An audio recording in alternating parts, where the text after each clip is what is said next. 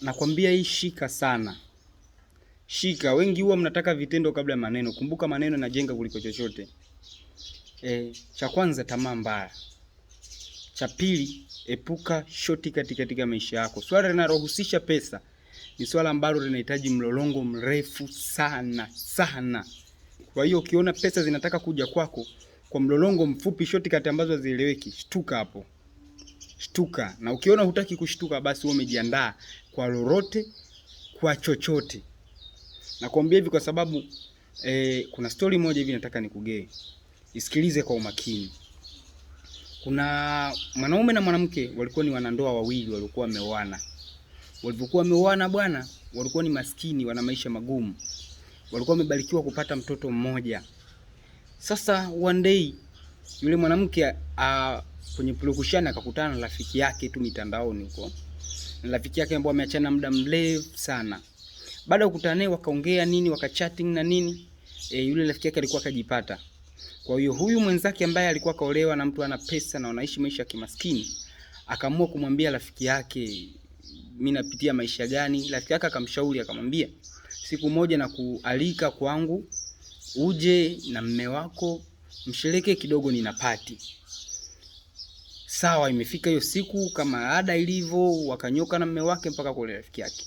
Kufika kuta yule rafiki yake hana mme, hana familia, anaishi naye pale, ana jumba kubwa, anaishi maisha mazuri, maisha fulani very adorable. Kilichotokea pale, wakapiga stori nyingi sana. Na yule mwanamke aliingia kumshawishi yule rafiki yake kwamba wewe ni njia gani ulitumia rafiki yangu mpaka kupata hizi pesa. Alimwambia kitu kimoja. Kwa maisha au level uliopo, kupata pesa kwa uhalali ni ngumu. Ni ngumu.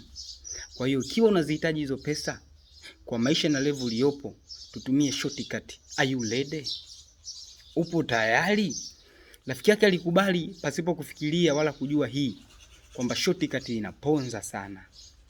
Akakubali, na yule rafiki yake alimpa sharti moja, akamwambia mimi kuna sehemu nitakupeleka na mimi ndiko nikozipatia hizi pesa.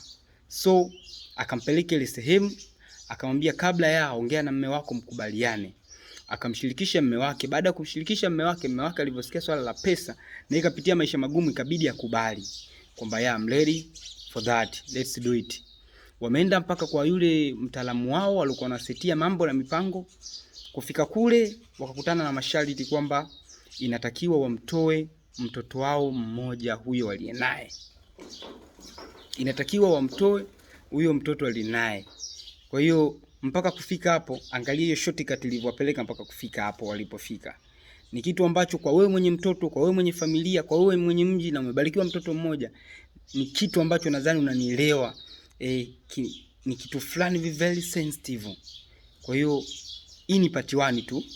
Ukitaka zaidi part 2 kipi kiliendelea, ni follow Mr. RK the man in town kule TikTok. Usisahau kushare, kucomment pamoja na kusubscribe. Napatikana kule, hasa nahitaji komenti zenu katika kazi zangu. Mnaonichukia na nyinyi pia mnakaribishwa katika komenti zenu kutoa. So nifuatilie ili kupata part 2 zaidi.